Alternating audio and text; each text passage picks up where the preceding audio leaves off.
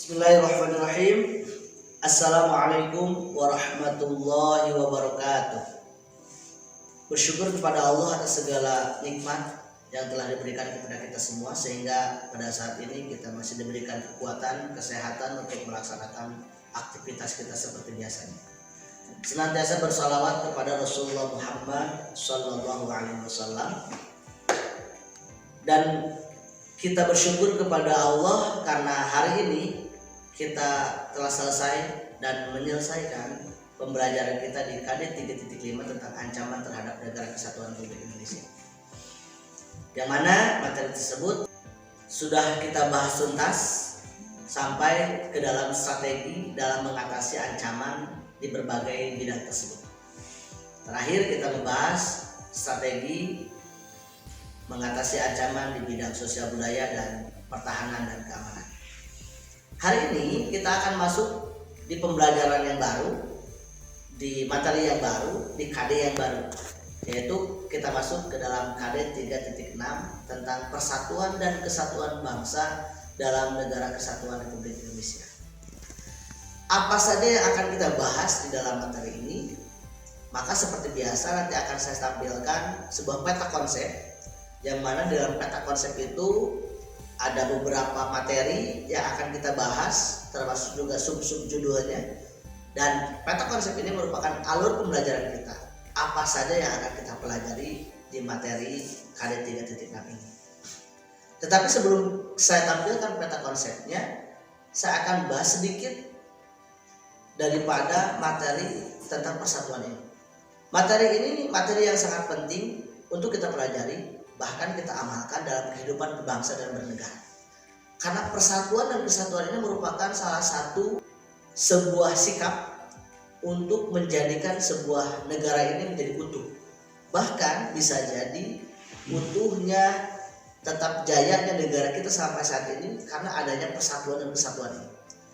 Karena ketika persatuan ini pecah, maka jangan harap negara Indonesia ini akan tetap bisa jaya dan utuh. Kenapa? Karena di berbagai elemen, di berbagai bidang dia memiliki fungsinya masing-masing dan berjalannya masing-masing tanpa adanya persatuan. Dan itu tidak akan mungkin terjadi sebuah keutuhan suatu negara. Keutuhan suatu negara salah satunya adanya sebuah persatuan dan kesatuan.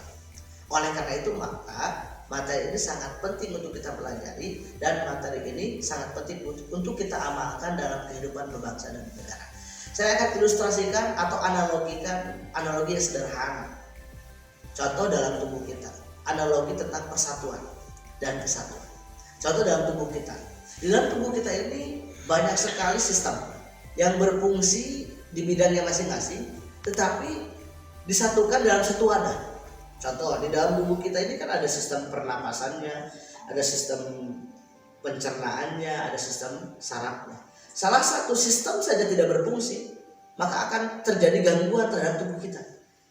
Dan bisa dikatakan kita ini menjadi hidup, menjadi sehat dan nyaman, itu karena semua sistemnya berfungsi dengan baik. Salah satu sistem tidak berfungsi dengan baik atau tidak berfungsi, maka akan timbul ketidaknyamanan dalam tubuh kita.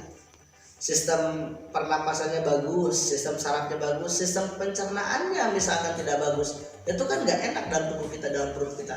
Kemudian sistem pencernaannya bagus, pernapasannya bagus, sistem sarafnya terganggu kan, itu akan bahaya juga dan akan terjadi ketidaknyamanan dalam tubuhnya. Maka sistem yang berbeda-beda dalam tubuh kita berjalan berfungsi dengan fungsinya masing-masing, tetapi disatukan dalam satu wadah dari tubuh kita. Nah, begitupun negara kita, budaya yang begitu banyak dan berbeda-beda, suku yang begitu banyak dan berbeda-beda, bahasa yang begitu banyak dan berbeda-beda, disatukan dalam satu kesatuan, yaitu negara kesatuan Republik Indonesia, yang mana mereka berfungsi di bidangnya masing-masing, tetapi atas nama bangsa Indonesia, sehingga dengan berbeda-beda itu menjadi satu kesatuan dan tetap menjadi utuh. Sebutlah negara kesatuan Republik Indonesia. Sampai saat ini tetap jaya, tetap utuh, tetap bisa eksis bahkan di dunia.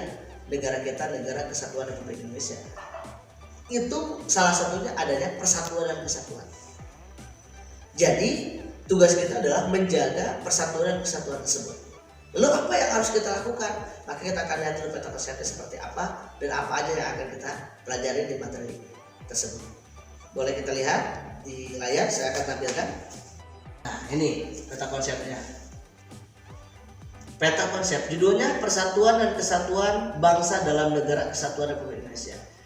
Di sini kita garis bawahi ada 3 poin yang akan kita bahas. 3 poin ini akan saya bagi ke 2 pertemuan karena pertemuan kita hanya beberapa pertemuan lagi, sehingga saya bagi ke 2 pertemuan. Pertemuan yang pertama akan saya bahas tentang makna persatuan dan kesatuan bangsa.